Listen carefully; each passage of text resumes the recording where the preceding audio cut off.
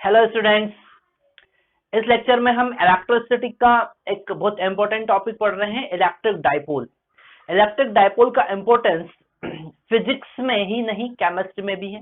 Chemistry में भी बहुत सारे मॉलिक्यूल्स जैसे NaCl, H2O, इनका पोलराइजेशन कैलकुलेट करने के लिए हम इलेक्ट्रिक डाइपोल के कॉन्सेप्ट का यूज करते हैं। ओके, इलेक्ट्रिक डाइपोल का क्या मतलब है, इलेक्ट्रिक डाइपोल के कारण इलेक्ट्रिक फील्ड कैसे फाइंड करेंगे, what will be the value of electric field due to electric dipole at axial position, at perpendicular position, at any random position r theta, ये सारे कॉन्सेप्ट हम देखेंगे। ओके, हम देखेंगे इलेक्ट्रिक डाइपोल को जब हमने एक्सटर्नल इलेक्ट्रिक फील्ड में रखा तो वो किस तरीके से बिहेव करता है। ओके, उसका उस पर लगने वाला टॉर्क का डायरेक्शन क्या होगा, उसका मैग्नीट्यूड क्या होगा और कैसे हम टॉर्क कैलकुलेट करेंगे। ओके, तो इलेक्ट्रिक डाइपोल एक बहुत इंपॉर्टेंट टॉपिक है बोर्ड पॉइंट ऑफ व्यू से, जेई पॉइंट ऑफ व्यू से, नीट पॉइंट ऑफ व्यू से, और केमिस्ट्री में भी इसका इंपॉर्टेंस है। ओके, इलेक्ट्रिक डाइपोल का कॉन्सेप्ट हम मटेरियल की प्रॉपर्टी, उसका इलेक्ट्रिक बिहेवियर फाइंड करने के लिए भी यूज करते हैं। ठीक है, इलेक्ट्रिक अगर हम किसी मटेरियल की बात करें जिसे हम कहते हैं डाइलेक्ट्रिक, उस डाइलेक्ट्रिक में बहुत सारे इलेक्ट्रिक डाइपोल होते हैं। ओके, हर एक मॉलिक्यूल एक इलेक्ट्रिक डाइपोल की तरह बिहेव करता है, और जब इस इलेक्ट्रिक डाइपोल वाले मटेरियल को, डाइलेक्ट्रिक मटेरियल को एक्सटर्नल इलेक्ट्रिक फील्ड में रखते हैं तो वो किस तरीके से बिहेव करता है, क्या चेंजेस आते हैं, या वो electric field external electric field का रिस्पॉन्ड किस तरीके से करता है। क्योंकि हमें एक आगे जाके एक टॉपिक और पढ़ना है जिसे हम कहेंगे कैपेसिटर। कैपेसिटर की दोनों प्लेट के बीच में हम एक इलेक्ट्रिक डाइलेक्ट्रिक मटेरियल इंसर्ट करते हैं, और डाइलेक्ट्रिक मटेरियल इंसर्ट करते हैं। डाइलेक्ट्रिक मटेरियल के कारण कैपेसिटर के कैपेसिटेंस में क्या चेंजेस आ रहे हैं वो हम डाइपोल के कॉन्सेप्ट से ही समझ सकते हैं। तो हम स्टार्ट कर रहे हैं इलेक्ट्रिक डाइपोल। ओके, हम स्टार्ट कर रहे हैं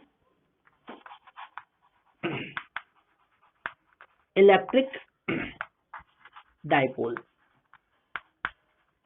इसे हम इलेक्ट्रिक डाइपोल कहेंगे, केवल डाइपोल नहीं कहेंगे। क्यों? क्योंकि मैग्नेटिक डाइपोल भी होते हैं, इसलिए इलेक्ट्रिक डाइपोल अलग चीज होती है, मैग्नेटिक डाइपोल अलग चीज होती है। ओके, तो हम अभी पढ़ रहे हैं इलेक्ट्रिक डाइपोल। अगर हमने दो चार्जेस, दोनों का मैग्नीट्यूड इक्वल है, एक पॉजिटिव है और एक नेगेटिव है, when two charges are placed at distance, this type of system is called electric dipole. Okay, let us consider distance between these two charges is 2L. तो हम इलेक्ट्रिक डाइपोल को कैसे डिफाइन करेंगे? system consists two charges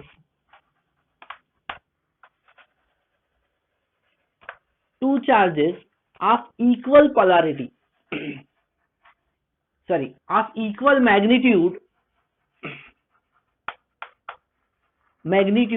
and opposite polarity.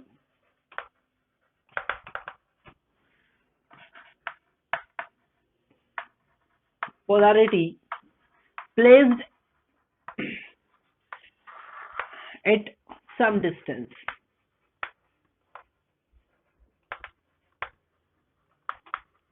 Practically अगर हम electric dipole के concept को समझते हैं तो दोनों के बीच का डिस्टेंस बहुत ही कम होता है।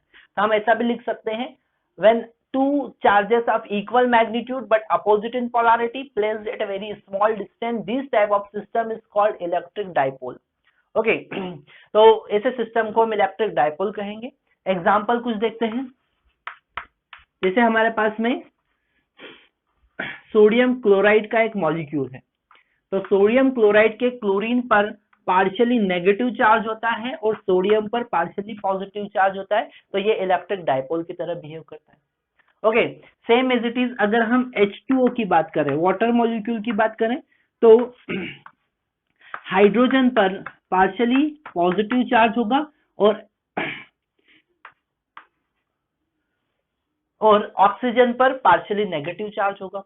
तो यहाँ पर दो इलेक्ट्रिक डाइपोल बनेंगे और उनका एक रिजल्टेंट इलेक्ट्रिक डाइपोल हमको मिलेगा। तो इलेक्ट्रिक डाइपोल के लिए हम एक नया पैरामीटर डिफाइन करते हैं, उसे हम कहेंगे electric dipole moment. Okay, electric dipole moment. अगर हम इलेक्ट्रिक डाइपोल की बात कर रहे हैं तो हमें उस इलेक्ट्रिक डाइपोल के डाइपोल मोमेंट के बारे में पता होना चाहिए। ओके, अच्छा, अगर हमने दो चार्ज Q और माइनस Q को 2L डिस्टेंस पे रखा है, ओके, तो इन दोनों का मिड पॉइंट इस डाइपोल का सेंटर होगा, ओके, और इन दोनों को मिलाने वाली लाइन डाइपोल की एक्सिस होगी। ओके, अब इलेक्ट्रिक डाइपोल को हम डिफाइन करेंगे P वेक्टर से, and it is equal to Q, कोई सा भी एक charge Q into distance 2L। Okay, अब यहाँ पर ये वेक्टर क्वांटिटी है, वेक्टर क्वांटिटी, तो इसका डायरेक्शन क्या होगा? इसका डायरेक्शन होगा from along the axis of dipole and from negative to positive. Okay, electric dipole is defined as product of charge and distance between charge with respect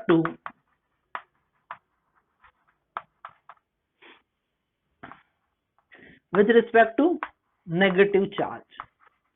okay, हमें यहाँ ध्यान रखना है कि electric dipole is a vector quantity. पहली बात, इसे हम इसका मैग्नीट्यूड कैसे कैलकुलेट करेंगे? Q into distance between charge. तो हमने इसका मैग्नीट्यूड कैलकुलेट कर लिया, अब हमको इसका डायरेक्शन डिफाइन करना है। तो its direction is in the direction of axis from negative to positive. Okay, तो हम इसका डायरेक्शन लिख लेते हैं, यहाँ पर लिख लेते हैं electric dipole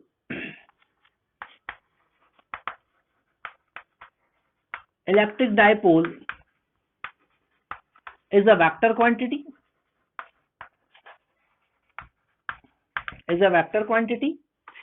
and its direction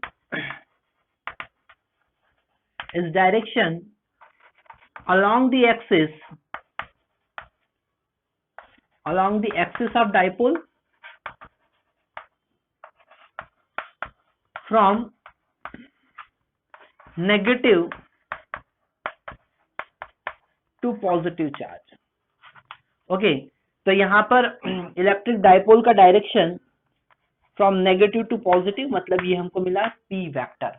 okay, तो जब कभी हम इलेक्ट्रिक डाइपोल की बात करेंगे तो इलेक्ट्रिक डाइपोल को हम सिंपल एक वेक्टर P से रिप्रेजेंट करेंगे जो उसके सेंटर पे रखा हुआ है ना, मतलब जहां पर भी वो डाइपोल रखा हुआ है वो पॉइंट होगा उसका सेंटर, उसका मिड पॉइंट। ओके, तो अब हमने इन दोनों चार्ज को रिप्लेस करके एक सिंगल डाइपोल की बात करना है। ओके, अब हम कहेंगे electric dipole having dipole moment P place that point जहां पर उसका सेंटर लाई करता है। ओके,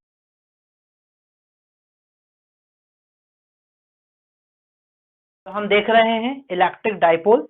ओके, इलेक्ट्रिक डाइपोल में हमने देखा when two charges minus Q and plus Q are placed at distance 2L, तो हम P की बात करेंगे which is equal to 2QL। Okay, अगर इसकी यूनिट की बात करें तो यूनिट होगा कूलम मीटर। ओके, तो हम इसे लिखेंगे कैपिटल CM। यहाँ पर एक कॉन्सेप्ट हमें याद रखना है कि जब कभी हम कोई इलेक्ट्रिक डाइपोल डिफाइन करना है तो हम लिखेंगे कूलम मीटर का C जो होगा वो कैपिटल होगा, नहीं तो वो सेंटीमीटर हो सकता है, तो इसलिए हम कैपिटल CM लिखेंगे। ओके, अगर हम बात करें electric field due to electric dipole, okay, हमें नेक्स्ट देखना है इलेक्ट्रिक फील्ड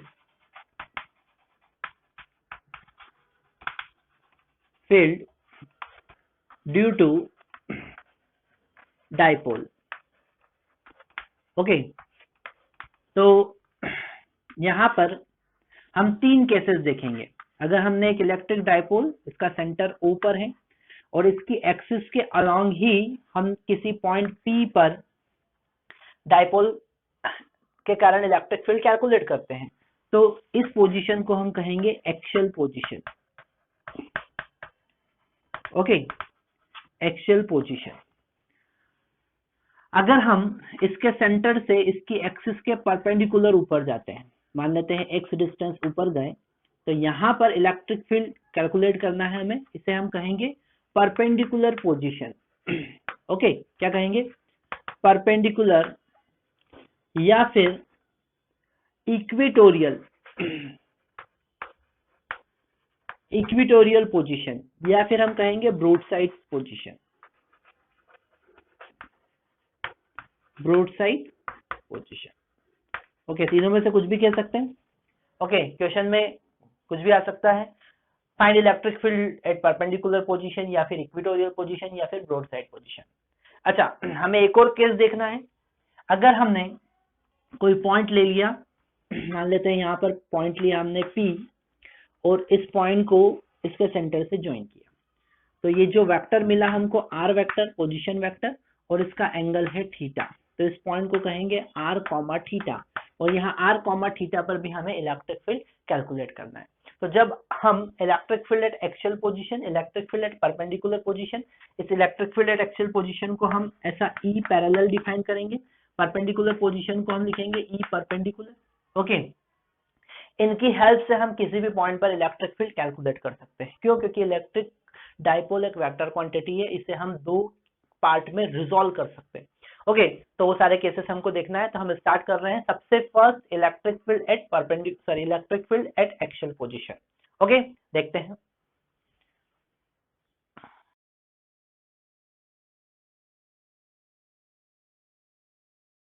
बात कर रहे हैं electric field at axial position.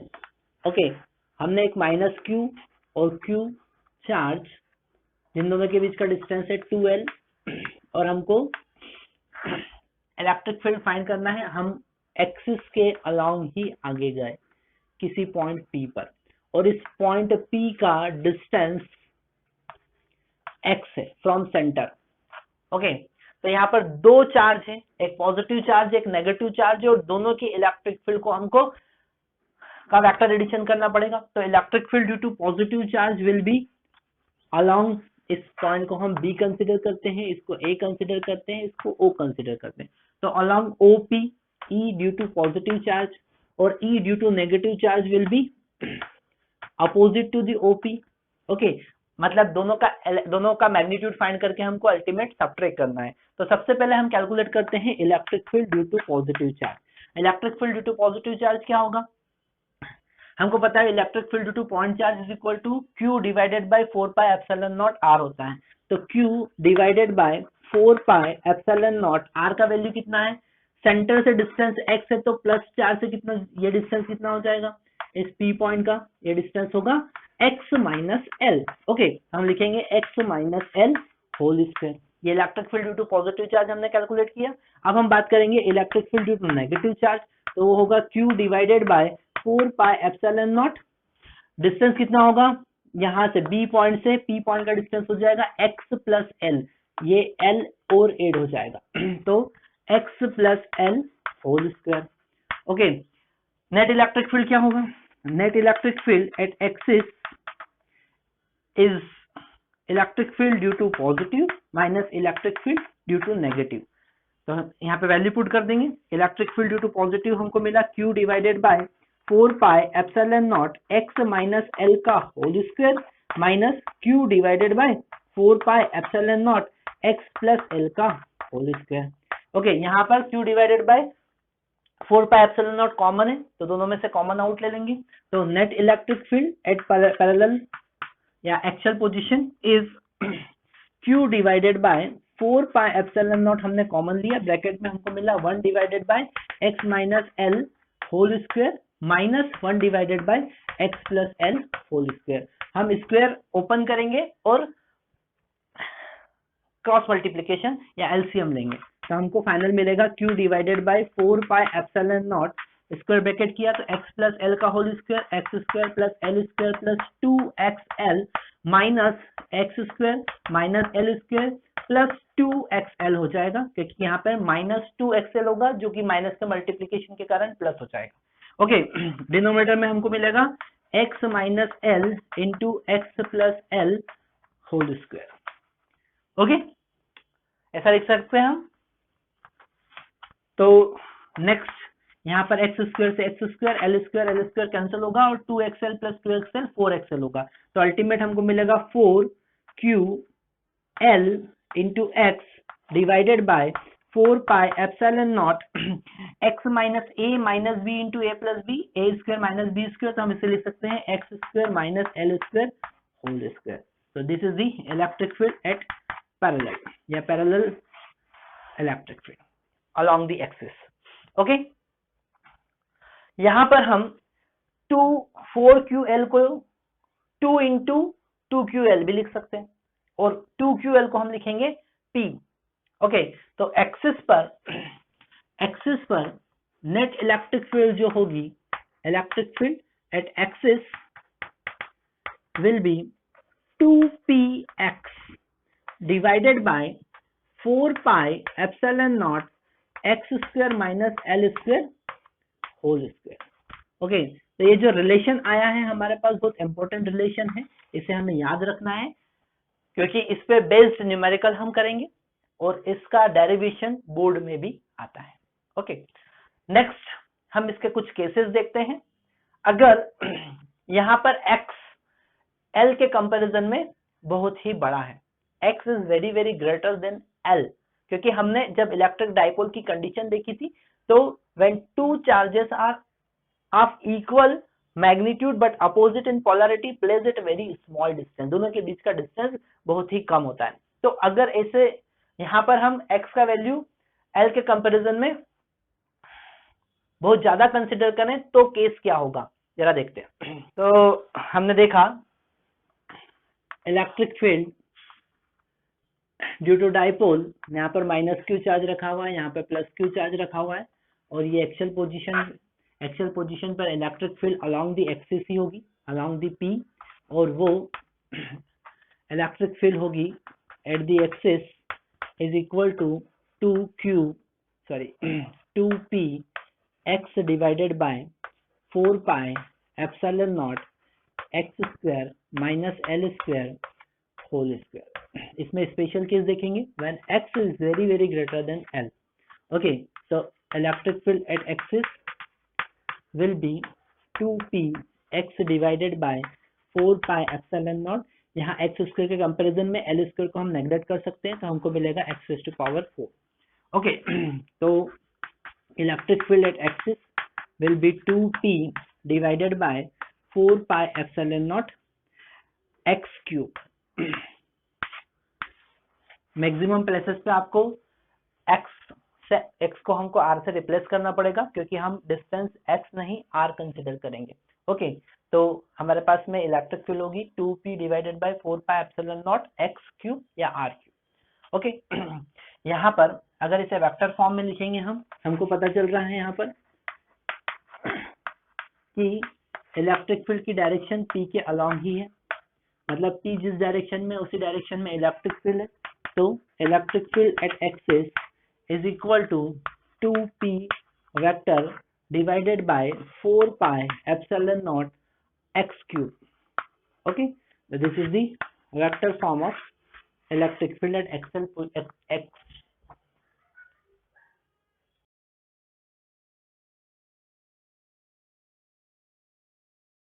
बात कर रहे हैं electric field at perpendicular position. Electric field at perpendicular position. Okay, यहाँ पर एक माइनस क्यू चार्ज एक plus q charge 2l distance पे रखे हुए हैं। हमें इलेक्ट्रिक फील्ड फाइंड करना है at perpendicular distance x। Okay, तो यहाँ पर electric field due to negative charge attractive होगी ई नेगेटिव, और electric field due to positive charge repulsive होगी ई पॉजिटिव। ओके, इन दोनों का हमको वेक्टर एडिशन करना है, मतलब हमारे पास में इस पॉइंट P पर एक नेगेटिव इलेक्ट्रिक फील्ड है और एक पॉजिटिव इलेक्ट्रिक फील्ड है, और ये हॉरिजॉन्टल है। तो अगर हम इस एंगल को थीटा कंसीडर करें तो ये एंगल भी थीटा होगा, और यहाँ पर राइट एंगल ट्राइंगल में ये जो राइट एंगल ट्राइंगल बन रहा है इसमें हाइपोटेन्यूस का वैल्यू होगा x square plus L square, क्योंकि यहाँ पर बेस है एल और हाइट है एक्स। ओके, तो अगर हमें इलेक्ट्रिक फील्ड फाइंड करना है ड्यू टू पॉजिटिव चार्ज, तो वो होगा Q divided by 4 pi epsilon naught x square plus L square root whole square, मतलब कि Q divided by 4 pi epsilon naught x square plus L square. Okay, similarly electric field due to negative charge, हम magnitude की बात कर रहे हैं, electric field due to negative charge will also equal to electric field due to positive charge, so Q divided by 4 pi epsilon naught x square plus L square. Okay, तो हमको पता चल रहा है electric field due to positive और electric field due to negative का magnitude equal है। अगर ये इस एंगल को हमने थीटा कंसीडर किया है तो यहाँ पर इलेक्ट्रिक फील्ड का हॉरिजॉन्टल के साथ में एंगल भी कितना होगा, थीटा थीटा। तो इसे दो पार्ट में हम रिजॉल्व कर सकते हैं, हमको मिलेगा E due to positive cos theta plus E due to negative cos theta, और वर्टिकल कंपोनेंट कैंसिल हो जाएंगे, E due to positive sine theta, downward component E due to negative sine theta, यहाँ पर ये कैंसिल हो जाएंगे क्योंकि electric field due to negative is equal to electric field due to positive. Okay, तो net electric field at perpendicular position, net electric field at perpendicular position is equal to E plus cos theta plus E minus cos theta. Okay, तो हमको मिलेगा 2E plus cos theta, क्योंकि दोनों का value equal है। Electric field का value put करेंगे, 2E का वैल्यू है Q divided by 4 pi epsilon naught x square plus L square. Okay, और cos थीटा का value base divided by hypotenuse, मतलब कि L divided by root a square plus L square. यहाँ पर electric field का final expression हमको मिलेगा 2QL divided by 4 pi epsilon naught, यहाँ पर x square plus L square का पावर 1 है, यहाँ पर x square plus it is x square plus L square का पावर 1/2 है, तो अल्टीमेट हमको मिलेगा x square plus L square raise to power 3/2। 2QL को हम P पुट कर सकते हैं, P is electric dipole moment, तो हम इसे लिख सकते हैं P divided by 4 pi epsilon naught x square plus L square raise to power 3/2। This is the expression for the electric field at perpendicular position. इसमें हम एक स्पेशल केस देख सकते हैं, वो स्पेशल केस क्या होगा, when x स्पेशल केस क्या होगा, when x is very very greater than L। Okay, क्योंकि इलेक्ट्रिक डाइपोल का कॉन्सेप्ट हम जब यूज करते हैं तो दोनों चार्ज के बीच के डिस्टेंस बहुत ही कम कंसिडर करते हैं, क्यों, क्योंकि ये मॉलिक्यूलर फिनोमेना है। जैसे कि NaCl में Na प्लस और Cl माइनस के बीच का जो डिस्टेंस है वो नेग्लिजिबल होगा। So when x is very very greater than L, then electric field at perpendicular position will be P divided by 4 pi epsilon naught, यहाँ पर x square plus L square को नेग्लेक्ट कर सकते हैं, तो हमको मिलेगा x square raise to power 3/2, यहाँ 2 से 2 कैंसिल हो जाएगा, तो electric field P divided by 4 pi epsilon naught x cube. Okay, यहाँ एक कॉन्सेप्ट और हम देखते हैं, यहाँ पर इलेक्ट्रिक फील्ड की डायरेक्शन P का जो डायरेक्शन था उसके अपोजिट इलेक्ट्रिक फील्ड की डायरेक्शन हमको मिल रही है, तो इसी का अगर हमको वेक्टर फॉर्म लिखना है तो वेक्टर फॉर्म कैसे लिखेंगे, वेक्टर फॉर्म की अगर हम बात करेंगे तो इसी का अगर हमको वेक्टर फॉर्म लिखना है, vector form electric field at perpendicular position vector is equal to P vector but minus, क्योंकि यहाँ पर इलेक्ट्रिक फील्ड की डायरेक्शन, नेट इलेक्ट्रिक फील्ड की डायरेक्शन डाइपोल मोमेंट की डायरेक्शन के अपोजिट होगी। तो minus P vector divided by 4 pi epsilon naught x cube. यहाँ पर हम आर क्यूब भी लिख सकते हैं, आर या एक्स मतलब कि distance from centre of dipole. Okay, तो ये हमने कुछ केसेस देखे। हमें यहाँ पर पता चल रहा है कि इलेक्ट्रिक फील्ड अभी हमने थोड़ी देर पहले electric field at axial position देखा था, हमें यहाँ पे पता चल रहा है electric field at axis is equal to 2p।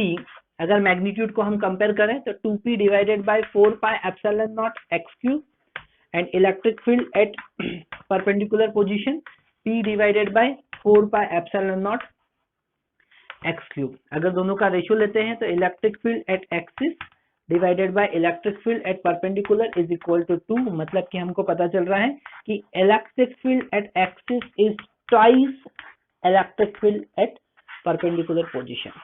This is the relation between electric field at axis, E axis and E perpendicular, but direction opposite होगी।